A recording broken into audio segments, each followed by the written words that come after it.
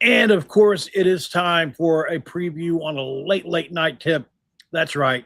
We are sickos. Stick around for another big time preview of ACC Media Days and the Virginia Cavaliers. Maybe a little pit hate in there on this episode of College Sports Insiders.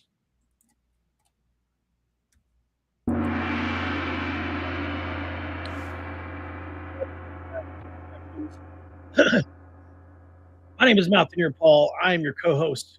This is College Sports Insiders alongside the fourth base coach for the Troy Trojans, Jackson Johnson. How you doing tonight, good buddy? Brother, it's late night stuff here. I can't believe we're doing it this late, but here we are. We must be sickos. We are. I mean, you're up at 12:52 a.m. and I'm up at 11:52 p.m. There we go. Discussing the ACC. It's a perfect night. Oh, there we go. We got Coop in the chat. What is up? What's up, brother, man? Paul After Dark style. That's right. So we're going to preview the entire ACC. We're not going to be going deep, but I've got something on every team, at least 5 or 6 points, I think. Spent a lot of time working on this evening. Probably will save all of this for another time. There's a lot of information here. It's a lot to get through. Previewing every team is going to be tough, but we're going to do our best here. So we're going to begin with the Virginia Cavaliers and some ACC storylines because there is a lot here, Jackson, and some of the biggest storylines in the ACC reside in Charlottesville, I would say, namely that quarterback battle. Yeah, because Chandler Morris had his waiver denied for the 2026 season. Because you've heard about Sorsby, you've heard about Chambliss, but you didn't hear a lot about Chandler Morris. But he was denied. So the keys to the offense are going to be handed to Bro Pribula from Missouri, or it's going to be handed to Eli Holstein from Pitt. And whoever wins the job is going to have to limit the interceptions to keep the chains moving. Because, you're going to be opening the season against North Carolina State. It was going to be in Rio de Janeiro, but, they decided, you know what, we're not going to have it in neutral site, from a continent away. We're putting it back on campus. And, this is going to be a revenge game. Right. Because, Virginia went to the ACC title last year. But they're definitely just sore thinking about North Carolina State. That's going to be a high stakes game right there. That can have an impact for the rest of the season for conference play in particular. And Tony Elliott. Oh, sorry. Go ahead. Yeah, and there's a lot of staff continuity. Oh, that's where I'm going. Huh? Yeah. There's a lot of continuity in Charlottesville. With the staff, yeah, he was able to keep all 3 coordinators. Yeah. So Des Kitchings, the offensive coordinator, John Radzinski, the defensive coordinator, and Keith Gaither, special teams guy, was all back for a 5th consecutive year. So there's a lot of stability here going for this program. Definitely a big advantage in this era. Look, they've got a lot to prove, right? 11-3 last year. They barely missed the college football playoff after losing the ACC Championship game to Duke. And everyone kind of expects them to be in the hunt. We mentioned quarterback, and obviously West Virginia going to be dangerous for them. Their offensive line might be one of the best in the conference. They return Monroe Mills, which is one of the best players in the ACC, Mikhail Boley. They turn Noah Josie and Drake Metcalf all along the offensive line. They're adding some transfers as far as Rico Flores, Deshaun Martin, and Jaquan Gibson. Last year, they averaged 418 yards a game, 31 points a game. They were a 50% team on third down and held the ball an average over 32 minutes a game. So that was second nationally in third down defense as well. Really, really efficient team overall. Can they replace Jamari Taylor Jackson, the elite running back they had last year? Can they continue forcing third down stops under Tony Elliott Can they continue to duplicate last year's efficiency? And you mentioned the close games earlier, Jackson. They won a ton last year. Yeah. Virginia's not Clemson. They're not Miami, right? No. But they are built much closer to what I think Rich Rodriguez realizes, like, this is a team that's definitely beatable for West Virginia. You run the ball, you control the clock, you play disciplined defense, you develop the older players in West Virginia. And look, man, Virginia feels like a kind of a measuring stick game in this game for West Virginia. Although this is an ACC preview, I can't help but talk about the West Virginia aspect of this. Yeah. So, this is going to be an interesting thing. And they're not just some feel-good story, Jackson. No, because, like, matter of fact, 2026 is going to be, a year whether they can, build on that momentum from 2025. Because, like, you're going to have to ask yourself, can the defense build on last season? Can you rebuild the defensive front? Because you brought back every offensive lineman with remaining eligibility, but you're losing a lot of key guys on the defensive line. Because, I mean, you lost Jameer Carter, Mitchell Melton, and Daniel Rickard. I mean, that's going to hurt. But you do return Jason Hammond, Anthony Britton, and Fisher Kamick. And you've added some athleticism throughout the transfer portal. And I think we'll have more of an answer on that defensive line from fall camp for the Virginia Cavaliers on that defensive line. But I am curious to see how Tony Elliott's going to be doing on the press. Think about this. Tony Elliott, 5th season, his overall record at Virginia is 22-26, even after 11 wins last year. So, I mean, that means he had 11 wins going into last year. You know what I mean? So he was 11-20 or whatever it was, 11-23 start last year or whatever it was. So first few seasons were difficult. He finally kind of got rolling last year, and that's great. I mean, imagine that you give a guy 5 years and he actually turns out to do something. Was that a fluke or not? We'll find out. Last year we talked about what Des Kitchings did. The graduate transfer Bo Pribula is going to be interesting to watch, Jackson. 6'2", 209, extremely agile, 1,900 yards, 11 touchdowns, but 9 interceptions last year at Missouri. He had 300 rushing yards and 6 touchdowns. Obviously, Eli Holstein, we know, can really sling the rock around. But West Virginia really thumped him good, obviously, which was one of my favorite things ever. It's going to be interesting. Obviously, their weakness was turnovers, or Bo Pribula's was last year. So maybe West Virginia can force them into obvious passing situations, and we'll see. But, this is definitely going to be an interesting group. We mentioned the receivers with Flores, Martin, and Gibson. Obviously, Rico Flores is a big threat. He's a big-body kid with the former Notre Dame guy, really physical and reliable. I think he's probably one of their best contested catch guys. So he believes he may be one of the best, deepest players on the team, despite losing the top receivers from last year. So you mentioned the offensive line as well. The defense was really good, only allowing 310 yards a game with 20 points a game.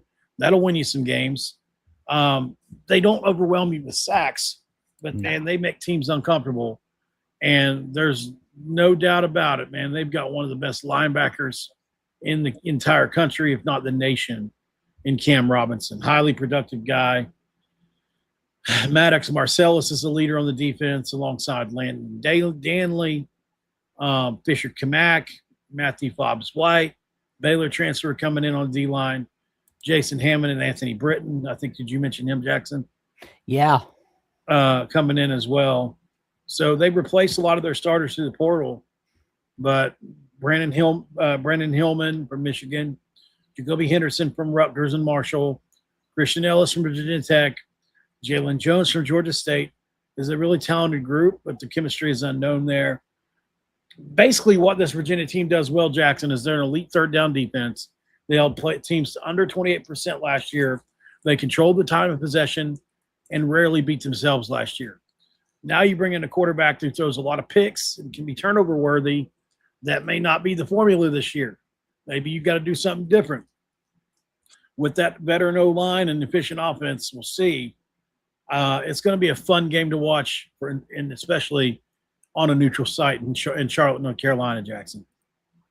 Yeah, I mean, it's going to be interesting to see what the Virginia Cavaliers will bring for 2026. I mean, I usually get pretty nervous about teams that won a lot of close games from the previous season, but this season I could definitely see, Virginia getting at least an 8-win season. I don't think they'll do enough to get back in the ACC title game, but we've seen crazier things in the world of college football.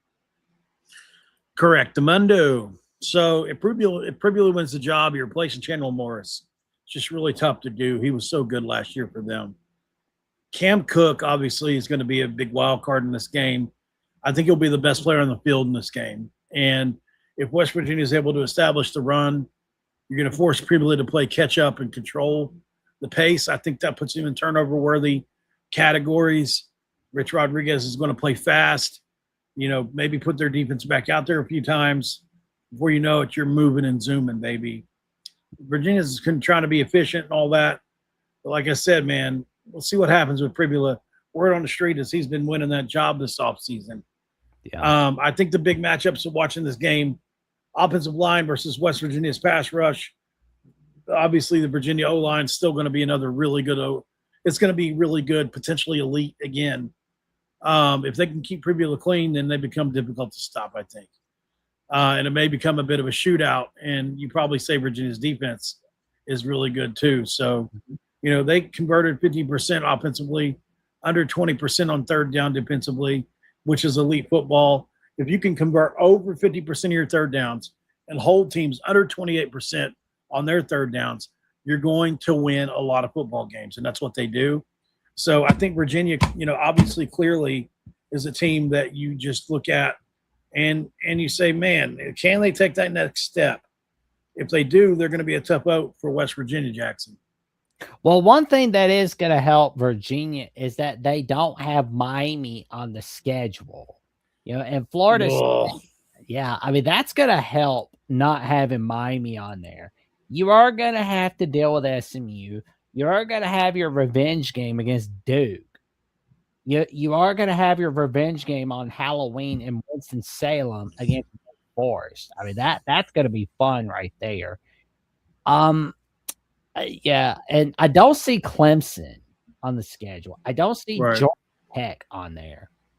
They missed some good teams. I don't see Louisville. This team is charmed with good luck. That's a lot. They got them Mountaineers on the schedule, and that was a bad thing for them. Mm-hmm. The keys for West Virginia in this game for me are you got to win first down. Don't allow Virginia to get in that control time possession mode. They do the Neil Brown thing where they run plays at the snap of the about 5 seconds to go. You got to force people to pass it. Run the football with Cam Cook is pretty simple, and score touchdowns in this game. West Virginia does that. I feel pretty good. I'm pretty good about it. I think Virginia's a legitimate team. I think they could win anywhere between 7 and 10 games again this year. They're experienced. They're disciplined. They've got an elite offensive line coming off an 11-win year.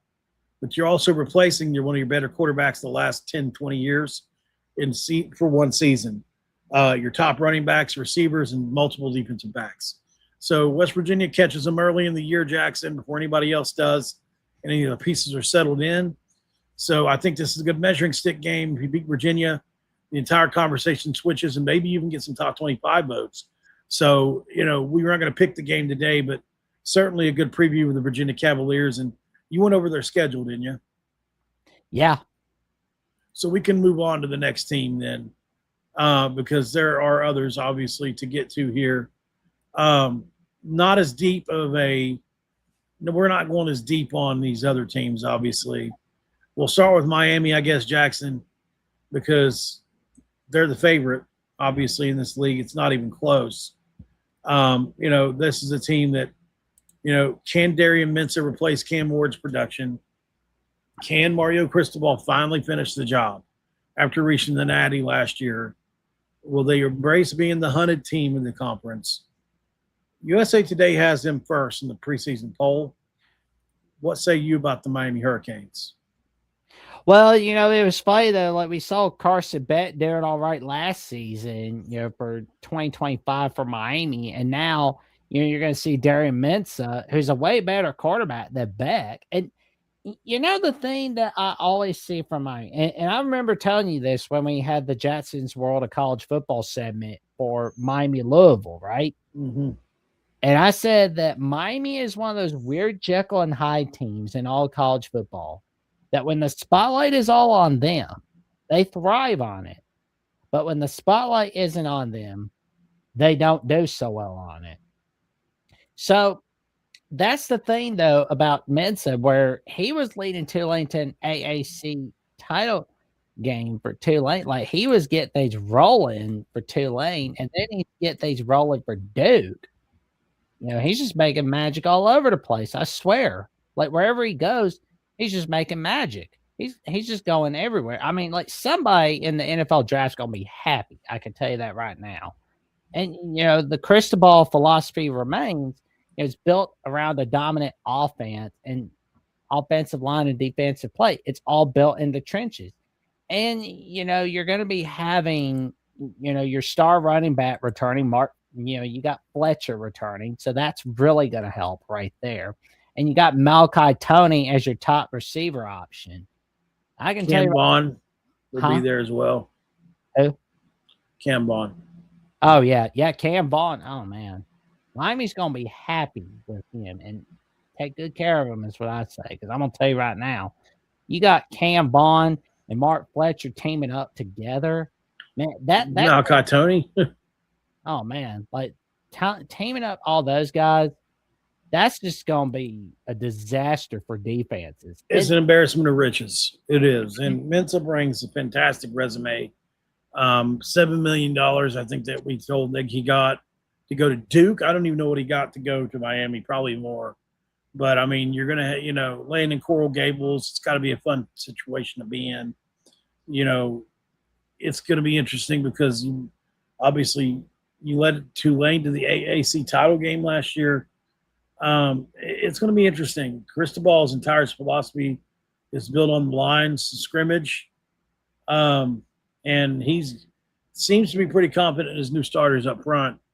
Obviously, you lose Akeem Mesidor, one of the best defensive players he's ever coached last year on the defensive line. But you're not the dark horse anymore. Like, this program, can you handle success? Can you handle the middle weight of being the overwhelming favorite every Saturday? It's a question I don't know the answer to. Well, that's the thing, though. Ever since they joined the ACC in 2004, they've not won it once. They've not won the conference at all. They've been to the title game before, but they've not won the conference. This defense gave up just 14.8 points per game last year. So it's going to be really hard to replicate that. But I think the defensive line looks incredibly deep again. Let's go over their schedule, Jackson. We'll move on. We can't stay on every team for 10 minutes. Absolutely. So the day before football Saturday, you've got Stanford. You got to go on the road to Stanford for your conference opener and season opener. And then week 2, you got Florida A&M on Thursday night on September 10th. And then you got the Friday game against Wake Forest. Now, that's the one I'm really keeping my eye on. Now, a lot of people are talking about Miami Clemson or Miami Florida State or Miami Notre Dame or even Miami Virginia Tech or Miami Duke because of Manny Diaz going against his whole team. But the reason why I've got my eye on Miami Wake Forest is because the spotlight's not going to be on Miami. No one's going to look what Wake Forest did last year, too. Huh? Wake Forest, look what they did last year. Oh, yeah, they went 9-4 in the first year of the Jake Deckard era. Yeah. And this is the second year of the Jake Deckard era. And I would not be surprised if Wake Forest pulled off an upset over Miami, especially when the spotlight isn't on Miami. Then you're going to see people possibly throw the baby out with the bathwater and say, oh, the sky's falling, the sky's falling. No, not so fast. This September, not November. Chill. That's what we'll see. Then you got Central Michigan. That'll be a cinch. That's your first Saturday game. Think about that. The first weeks of the season are not on Saturday. They're either on a Friday night or a Thursday night, not on a Saturday afternoon, not on Saturday night, but Friday or Thursday. The rest of the season is just Saturday games. We don't see Miami Boston College on Black Friday. They'll probably put it on the CW Disney Junior because Boston College is, well, not nice. But Well, you don't believe in Boston College, Jackson? I want to believe in them, but the best part about being down is the way to go is up. That's it. That's it. But yeah, like Miami Clemson week 5. That's going to be all right. Looks like a sloppy slate, but Miami Clemson is a game to keep an eye on. But the Florida State Miami rivalry, October 17th, that's a good one. They got Pittsburgh.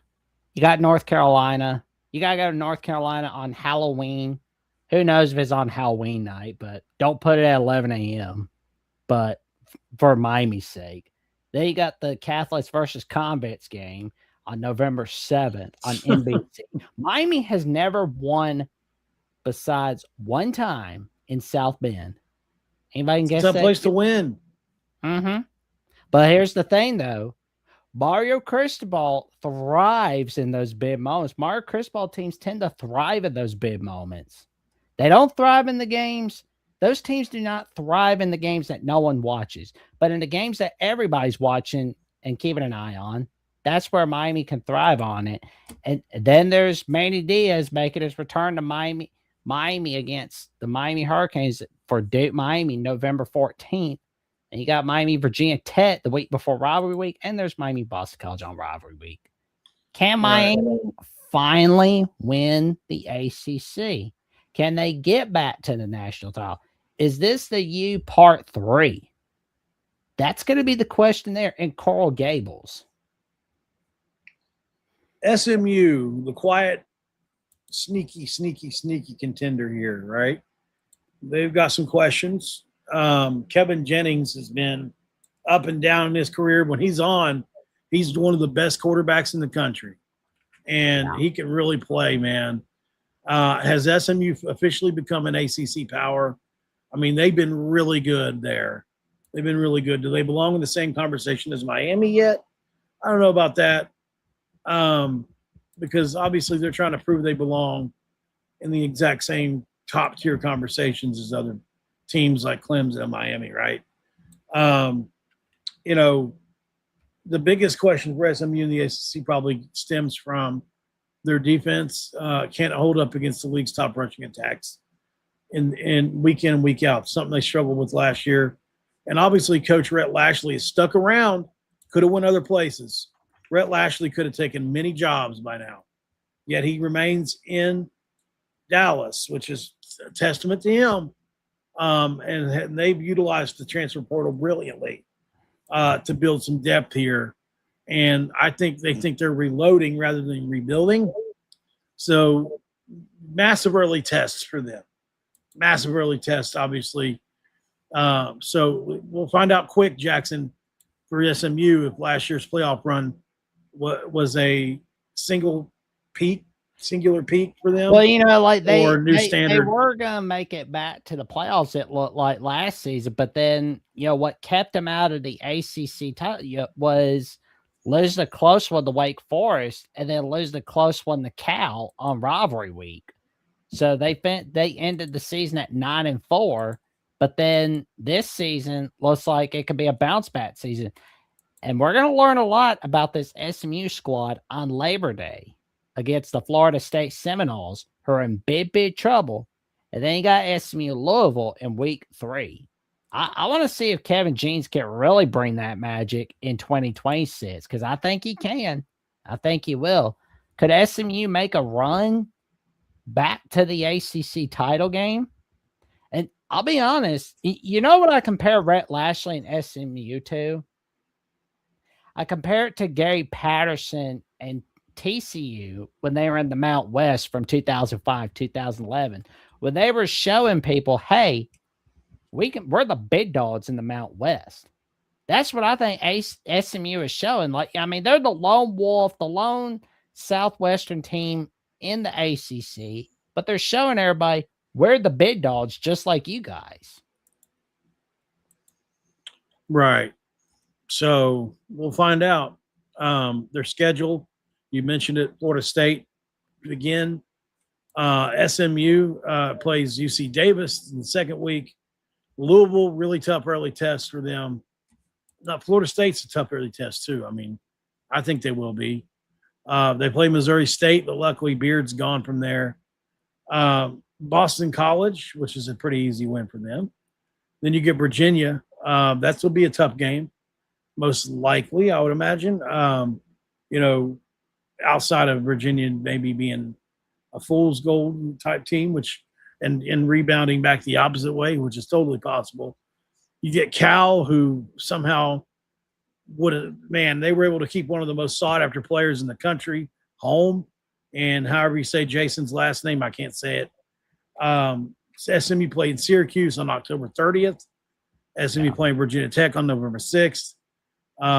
Wake Forest coming to town on November 14th. And they go to South Bend as well, Jackson. Not good for them, probably. No. And then finishing the season with Stanford, which is, I don't know. I guess it's probably just as far away as some of the other games. Well, I would not be surprised if Syracuse is going to try to put a scare into some people this year in the 2026 season, because Fran Brown has been known to do that. I mean, I know like last season was a disaster for Syracuse, but keep in mind, if the QB hadn't gotten hurt against Clemson, I don't think you'd see Syracuse ending the season at 3-9. I doubt that highly. Let's move on, Jackson. We got a lot of teams to get through here. Louisville. This is a squad that, excuse me, guys, under Jeff Brom has been really good on offense. The questions, I think, are, can Keenholz stabilize them at quarterback? Isaac Brown's the best running back in the country. Could be, right? I mean, that kid is an absolute blur.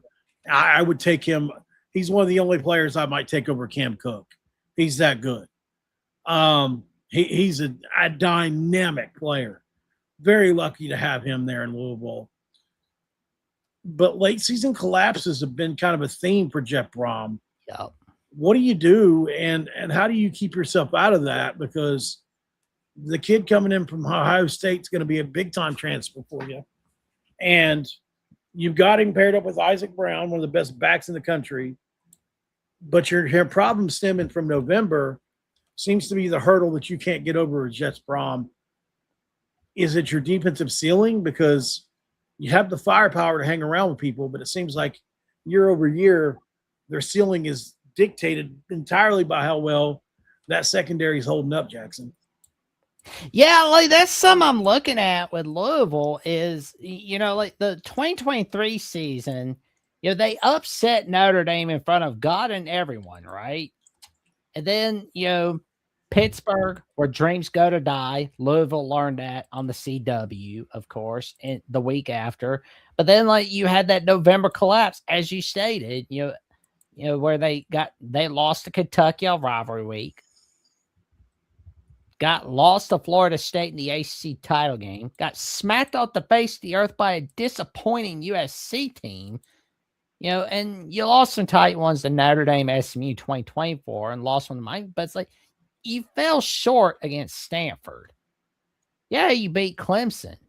Yeah, you got your revenge against Pitt and beat Kentucky finally. Yeah, you won against Washington. But you lost that game that makes you kind of scratch your head. And there again, you lost tight one to Virginia last season, won against Miami. But then that November collapse once again. Losing in overtime to Cal, losing by a point to Clemson, getting chewed up like a chicken nugget and getting your eyes beat out by the SMU Mustangs. In Dallas. I mean, they basically brought out the Gatling gun for Louisville. That's what SMU did. And Louisville really thinking about that game coming into week 3. Now, I mean, do I think like Louisville could possibly upset Ole Miss in week 1? I mean, the odds are against Louisville, but the thing that's one of the better week 1 games you're going to find. Oh, exactly. And that's the same with Jeff Brown teams. They always pull off the upset when no one's really looking. They always tend to do that. Question is, what's That going might to be a happen? game day type atmosphere there, you know. Oh, yeah. Except it's on a Sunday, but that's okay. You know, Well, game day goes to Sunday games sometimes. well, especially for week 1, yeah. Yeah. But I will say, though, I want to see what Louisville does. Week 3, man. What a game. Oh, yeah. I think Louisville could definitely win that humongous September stretch, but that late stretch of November and in the games no one's really watching, like the Louisville Syracuse games. Syracuse tends to be really dangerous at the Carrier Dome. Do not let the 3-9 season of Syracuse fool you. Remember, Never. Fran Brown is a hell of a recruiter. He was named, recruiter of the year by 247 for a reason in his career. I mean, he did a magnificent job at Georgia, and I mean, he's getting like 4 stars coming over to Syracuse. He's been doing it for years over there. Huh? He's been doing that for years over there. Exactly. And I'm going to tell you right now, the Louisville Cardinals, can they finally shed the skin of late season collapse? Or is it just another 9-4 season, 10-3 season? Now, I mean, you wouldn't expect Louisville to be disappointed by a 9-3 season or a 10-4 season, but at some point, some people are going to get very irritable with 4 lost seasons. Right. And you mentioned, the first 3 weeks of the season are probably going to tell the story for them, Ole Miss and Louisville within your first 3 weeks. I mean, there may not be, if you count Wake Forest, that's got to be a top 15, top 20 strength of schedule first 4 games. I mean, those are four tough games to begin if Wake Forest is taking another step from 9 wins. The Ole Miss team that's going to be really gunner to Pete Golding. Obviously, SMU is going to be right there probably. Wake Forest is going to be a tough out. NC State's always in that 8-win range, who they play next. Florida State's, who knows what they're going to be. Syracuse is obviously, you mentioned it, extremely talented under Fran Brown. Stanford comes to town, and you finally get a little bit of a break. But then you go to Georgia Tech. I mean, that's a losable game right there. You go to fight the Fighting Bill Belichick's the week after that on the road before you bring eat shit Pitt into Louisville and finish the season out with your biggest rival in Kentucky. It's a manageable slate at the same time. Like, I don't know. I could see West Virginia's schedule being tougher, but they've got a couple games on here that are tough. Yeah. Let's move on. We can stick on these teams all day if we're not careful. Oh man. We'll do a little fastest 3 minutes on each of these teams. Clemson, obviously, your buddy Dabo. This is a huge year for him. The questions are, now that Clemson has embraced the portal, they spent big. They spent big, Jackson. Is Dabo back? Did they bring Sexy back to Clemson? Because they seem to be living off their reputation, and that only going to last so long before you turn back into Bama, what they were in the early 2000s. They had a reputation then, but unfortunately, that's why they were trying to hire Rich Rod on people. That's where they got Nick Saban again, and now people forgotten about that. You can lose it just like you gain it. How much pressure is really on Dabo Swinney? I think there's a lot. He's definitely the greatest coach in the history of that school, one of the greatest in the history of the ACC. But it's time to either figure it out, get your second win to your career. You're still young. I think he's still in his early 50s or mid-50s. I mean, he can still coach another 20 years, right? Yeah. So, I mean, is he going to be at Clemson 20 more years? I find that hard to believe. So, are you going to figure it out now? Because if you do, get your second win and you're Frank Beamer. Or you don't, and you're would be a good example, Jackson. Maybe Gary Patterson or somebody like that, right? I mean, obviously Gary never won at the level he did, but you get what I'm trying to say. You're going to be at a place for a long time, and then all of a sudden you're gone, looking for another job. Maybe, I don't know. But the biggest question of the year for this team, easily, to me, Can you beat the Jackson Johnson hated LSU Tigers to begin the season? Clemson do it. Jackson take off on the LSU Tigers. Yeah, like honestly, I don't think Clemson can beat LSU, at least not at the moment. But we're definitely gonna wait and see on that. But something I've seen from Dabo Swinney teams that date back to 2021 and now is they're losing the teams that they really have no business losing to. I mean, as I mentioned, getting smacked by, kind of lost their mojo. Oh yeah, I mean, like getting smacked by Syracuse. I mean, like letting South Carolina beat you in your backyard, losing to Louisville for the first time in school history, 2024, losing to Duke 2 times in 3 years in all of college football. You would expect that at college basketball. I mean, you're supposed to be getting smacked by Duke, but you got smacked by Duke and embarrassed by them on Labor Day 2023 and lost them in 2025. That's not a good look. The Dabo Swinney era of 2021 to now is eerily similar to Bobby Bowden at Florida State from 2001, 2009, because in those years, when you saw like Florida State winning the ACC, it wasn't really as impressive, as when he was winning in the 90s, where it's like, oh man, this is like a Bill Russell Celtics run, with what he's did with the ACC. Same thing you saw from 2015 to 2020 for Clemson, right?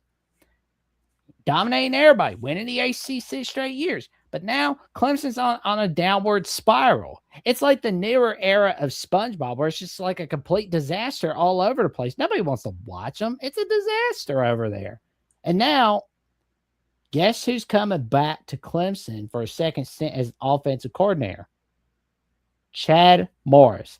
He helped out Dabo Swinney before in the 2011 season, starting the new era of Clemson, making that magic, where it all started with them embarrassing Auburn in 2011 on September 17th of 2011 on ABC at noon Eastern time at Clemson, South Carolina. And then on it went, they won the AC, got smacked by West Virginia in the Orange Bowl, but they never learned how to get smacked again in big games. What was that score again? Huh? That score, 70-33? Yeah. Yep, 70-33. And then you saw them winning big ball games afterwards. Can we see that again in the second stint of the Chad Morris era? Or is this the last year of the Dabo Swinney era? We'll definitely wait and see for 2026. The schedule's interesting, Jackson. I mean, they've got LSU to start. You go Georgia Southern. Then you've got UNC in South Carolina and Clemson. So that should be a winnable game for you. Then you go to Cal. It's a far trip. Wouldn't want to beat Clemson for that game because you've got Miami coming to town literally a week later. Going to be a tough thing there. That's a to-be-determined time kick there. You get Charleston Southern, and gosh, man, that's another easy win for you, though. And then you get Virginia Tech, a team that's supposed to be much improved, obviously under James Franklin this year, and all eyeballs. I mean, James Franklin has raised the profile of Virginia Tech immensely, and they haven't even played a game yet. Clemson, then Florida State on the road there for that one. Could be a tricky environment. It's definitely a rivalry game. You've got Miami, skip back one.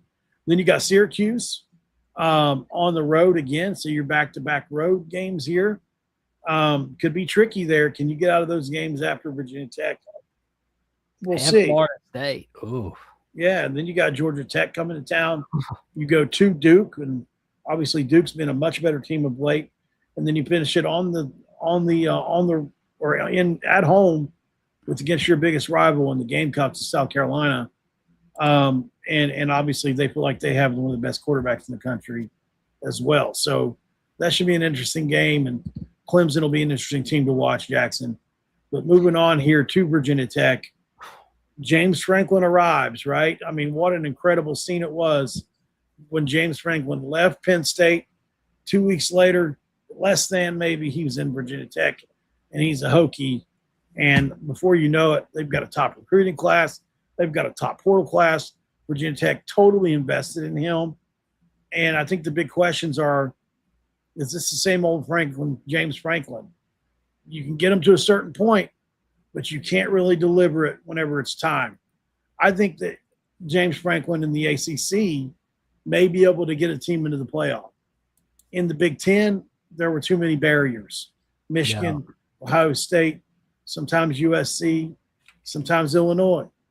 But, for the most part, it was Michigan and Ohio State. And it was just every year that's going to be a problem. It's like in the Big 12 for years, Oklahoma was always going to be a problem, barrier to entry. In the ACC, there are issues, there are teams, but it's a much easier trip to the title game in the ACC than it is in the Big Ten. So James Franklin absolutely could become a winner in Blacksburg, and I hate to say that, but how fast can he change the culture? Who's going to emerge in the secondary because they've replaced everybody? How healthy is Marcellus Hawkins? And who does Franklin what does he think about Brian White taking over as athletic director? Because that's another storyline that we could go into. It's going to be interesting, Jackson. I mean, it's they're not going to have a whole lot of patience, I don't think, for him. I mean, not that they won't keep him around, but I feel like everybody wants him to be good quick and are expecting it. So we'll see. Obviously, you got one of the best running backs in the country in Marcellus Hawkins. Brian White is new. I mean, there's a lot of new here, and the secondary is going to be an issue, I think, for them this year. But, they've got – and their schedule's pretty rough too. Well, and that's the thing, though, is, luckily we don't see Louisville for Virginia Tech. We don't see – well, yeah, it is like that tail end of November is pretty rough. I mean, October is pretty rough, but, I feel pretty good about where this Virginia Tech team is. I mean, like the guy that James Franklin replaced, Brent Pry, is working alongside with them. That's got to make you feel pretty good. Like if you're a Virginia Tech fan. Well, yeah, that was a magic mix, wasn't it? Mm-hmm. And Virginia Tech, I don't think is gonna have to worry. And I don't think anybody's got to worry about James Franklin being fired over like not having a 10-win, not winning a national title. They just want to see 9-win, 10-win seasons back at Blacksburg like there was in the Frank Beamer era. That's all they want. And I don't really think the AD situation is going to be hurting James Franklin too much. I think he's going to do all right. But that October slate is going to be nerve-wracking because, I mean, you got to go to Cal. You got Georgia Tech. You got to go Clemson. But luckily, you got that bye week on Halloween. I swear, it just seems like a lot of the good teams get the Halloween bye week. Coop says 8-4 for Virginia Tech. Very well could be. I'll be interested in watching, obviously, intently to see what it is that they end up being, because, I mean, whether you like them or don't, I mean, they have a lot of talent and potentially the ability to make some noise early. Georgia Tech, Jackson. Ooh, Brent Key has been incredible for them. But they're replacing some of the best players in history. Haynes King was an excellent pickup from Texas A&M. What a run he had there for a couple of years. What receivers are going to step up for them? Because they've lost a lot in that spot. They've got some names that we should probably hope. They've got a bunch of sophomore guys that they think can step up. Can they do that? And how close are they to becoming to an upper-tier ACC team? Because they're flirting with it, right? Mm-hmm. They're kind of waiting to see which wide receivers are going to step up in the offseason right now. So they don't have that. They've got a bunch of sophomores, like I said, in the defensive side that are going to step up, they feel. And if they can get to the quarterback position right, then here they go. They could turn into another really good ACC team again, Jackson. Yeah, because, I mean, like, they've got a rough, tough schedule, rough, tough start. You got Colorado coming to your backyard. You got Tennessee coming over to backyard. I mean, that's going to be a rough start especially for your receiving core. And, we're definitely going to wait and see. But if anybody can really help Georgia Tech get it done, it's definitely going to be Brent Key. I'm excited about what these guys are going to be bringing, especially for who the new quarterback's going to be. And there's sophomore breakout candidates everywhere on defense. Solve your quarterback situation, and Georgia Tech can be a legitimate upper tier ACC team for 2026. And they could possibly, if they play their cards right, they could potentially be an at-large team in the playoffs. Yeah. And did you look at their schedule? Oh, my God. They got to go to Virginia Tech on Saturday, October 17th. Thank God it's not on a Thursday night. Yeah. You know what happens on Thursday night or Friday night in Plattsburgh? You get your eyes beat out. I mean, and Boston College, I mean, they're Boston College. Pittsburgh on Halloween night, that's where dreams go to die. And you got Louisville, Clemson in November. Wake Forest is going to keep you on your toes a little bit. But then you got clean old-fashioned hate against the Bulldogs on rivalry week. Moving on to Florida State here. Mike Norvell is somehow still there. A mountain of pressure on the head coach here, desperately needing a winning campaign after, unfortunately, was it Jordan Travis that got injured, and they just weren't, they were unfortunately snubbed out of there, and they just haven't been the same since. I mean, we thought they were back. I mean, and they were that year. They could have won the national championship that year with Travis. They were good enough to, at least compete for it. I think they'd have been in the mix. Unfortunately, I think that took the wind right out of their sails, man, and it really impacted them. So after this big slide, like, the biggest questions for me are like, what's the talent in this roster looking like right now? Have they actually improved it enough to compete for an ACC? The defense needed fixing bad and has been a massive liability for them, especially recently. They got to prove that's a scheme-adjusted fix as well as a player personnel fix. I think they needed both. The consistency at quarterback needs to be good. The offensive line depth needs to be better. And I think that'll dictate a lot towards whether they can climb towards relevance or not, Jackson. And, this season feels like just a big defining year for Norvell. It feels like, with them adding Tom Herman to the coaching staff, I'll put it to you very bluntly. Desperate. They're preparing for a shitstorm, a complete shitstorm to come in Tallahassee. And it's coming. And when it does, and they're not going to wait till the end of the season to fire Norvell if there's a bad start happening. Because if there's a bad start happening, like say you get smacked off the face of the earth by SMU, and then you get smacked in Tuscaloosa by Bama, Norvell is going to get run out of town with torches and pitchforks by the Florida State fan base. I mean, it's like, oh, but he's got a big buyout. He's got a big buyout. Big buyouts mean nothing. It's America. There's a lawsuit for everything. There's a loophole for everything. I mean, if you're Florida State, you can go win, loss, win, loss to start the year here. You've got New Mexico State, which should be a win. SMU, probably a loss. Florida State versus Alabama on the road in Tuscaloosa is a loss. Central Arkansas should be a win. So you're 2-2.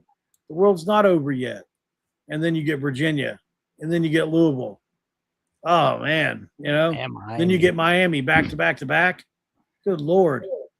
I mean, those are 3 double-digit winning teams from last year, all back to back. Then you get Clemson. Are they going to be rebuilt?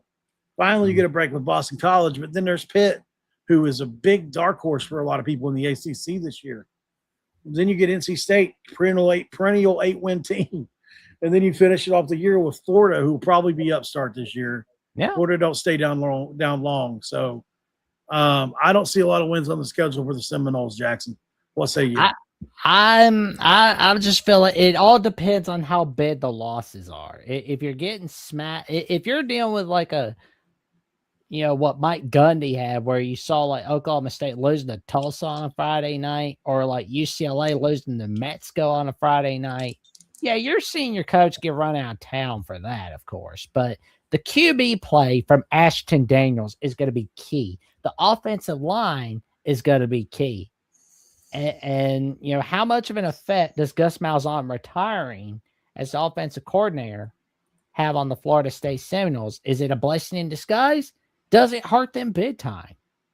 That's going to be a question right there, because 5-7 is not going to cut it. 6-6, 7-5. I don't even think 8-4 is going to cut it. If you go 9-3, you are safe for 2027 and beyond. 8-4 gets you a Pete Thamel report of vote of confidence. Let's do one more team, and then we'll cut it here because we're already an hour into this. Right. I don't think I have. It's almost 2 a.m. I don't have much more in me. There you go. So let's do Pitt. We put them on the thumbnail. Oh yeah. The 2026 year for Pitt, or should I say, eat shit, Pitt. Obviously, you got Narducci entering his 12th year. I don't know what to expect from him, man. I mean, they made a lot of changes, right? I mean, Mason Heinschel comes in or is coming back. They paid him to stay, and he really stepped up in a lot of ways last year for them. Very talented kid. Could they become an ACC contender? I don't know. But if he struggles, maybe they're back in the middle of the pack. But Narducci's 80-61 since coming in. They've got the one ACC championship. He's finished in the top 25 multiple times with them. Yeah. He's been in the ACC for a long time. Cade Bell, the offensive coordinator, is known as a kind of a genius. He's supposedly really good OC. The continuity with him definitely helps. Heinschel, like I said, extraordinarily talented freshman last year. 2,300 yards, 16 touchdowns, 8 picks, and kind of helped spark a turnaround after West Virginia waxed that ass last year. He's got a quick release. He's a really confident kid, really good anticipatory throws. I went and watched some of his tape earlier.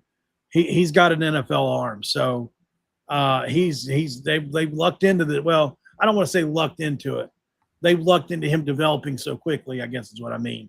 Well, and this thing, though, I've noticed about Pat Narduzzi is what's really hurt him was the collapses. Like, the 6-game collapse from the 2024 season. Well, and by the way, before you go into that was on the heels of making fun of Neil Brown for being made fun of for him saying, hey, did you have fun? Was the weather nice? Anyway, go ahead. Oh, yeah. And, like Heinschel, returning, that's a huge win for the Heinschel. Yeah, that's a huge win for the Pitt Panthers. Narduzzi is continuing to search for consistency. The defensive front is going to remain the calling card for the Pitt Panthers. Secondary is improving, but, they still need a reliable future running back. That's what they need. Now, I'll tell you right now, that schedule right there. I joke, but I'm also kind of serious when I say if you don't care, I've got a couple other points before we get it scheduled. All right. Real quick. They got a running back, Ja'Carrion Turner. I looked up on a lot of things on him here the last couple of weeks. They feel like they've got a number one back in him. They say he's got some home run speed. He's a good receiver, so they like him. At receiver, they've got a couple guys. Malik Knight, Katarius Hicks, Sincere Lee, who's been there for a while, and Bryce Yates. So they feel like but there's not an obvious number one guy. Carson Kent is back again. Insane. Elijah Lag is going to give him another guy. Offensive line, this is where they need to improve. And they have some key returners back. But their biggest addition is probably Olivieri, the transfer tackle, 6'4", 305. They think he can stabilize them, man. They really feel good about him. and think that he can provide a lot for them. They've got one of the elite linebackers in the conference in Isaiah Lovelace, or Braylon Lovelace. They really like him a lot, man. And I understand why. He's got a bunch of tackles. He's a hometown kind of guy. And Narduzzi's always seems to have those just athletic linebackers.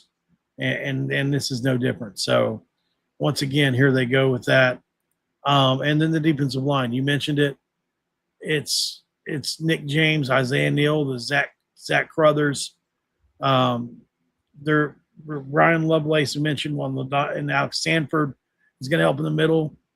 And then they've got some returning players in Cruz Brookins and Josh Guier. So, I don't know. The things they have on their side is they've got the same coaching back, the quarterback's back.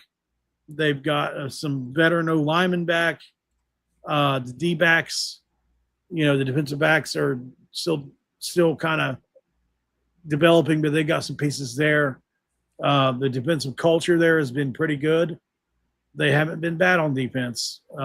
They've had moments, but Narduzzi usually has a pretty solid defense. And it's his experienced staff, but they need a wide receiver. They need pass rush.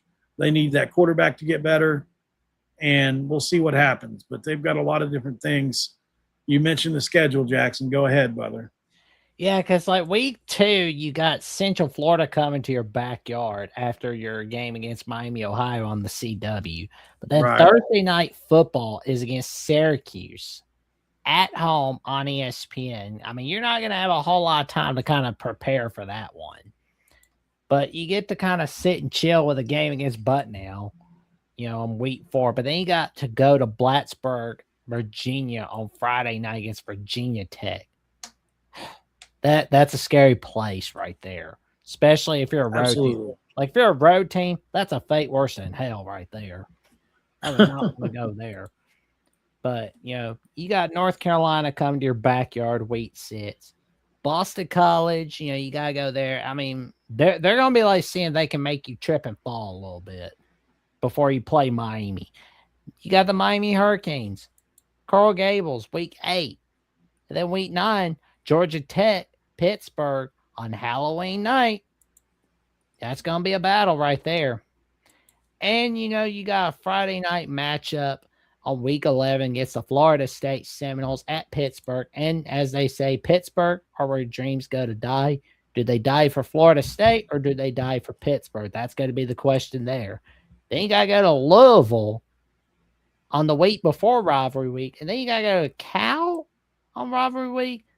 I don't get Pitt Cal being on rivalry week, but that will be a good underrated game to keep an eye on to see what both teams can do. I mean, do I see Pitt playing for an ACC title game appearance? Do I see Cal doing that? No. But I can definitely see both these teams having a say in who gets in and who doesn't get in the ACC title for 2026. Buck Robinette says, I think Virginia will take a step back this year. I think 7 wins. Oh, yeah, very possible. Hey, that's right. It's Coop. He did recruit Tusi. That's right. He did. That's crazy. The rapper. Oh God. There's just too many teams to go through, but we'll be back. We'll do more. We'll finish the second half of this or something along those lines, but we wanted to get an episode out here. So hopefully you guys enjoyed that, and we'll see you guys on the next one here on College Sports Insiders, where we love talking about all college sports. Until then, Jackson, I guess we're out of here. See you in a bit, guys. We'll be seeing y'all. Stay safe, stay cool, stay away from that heat.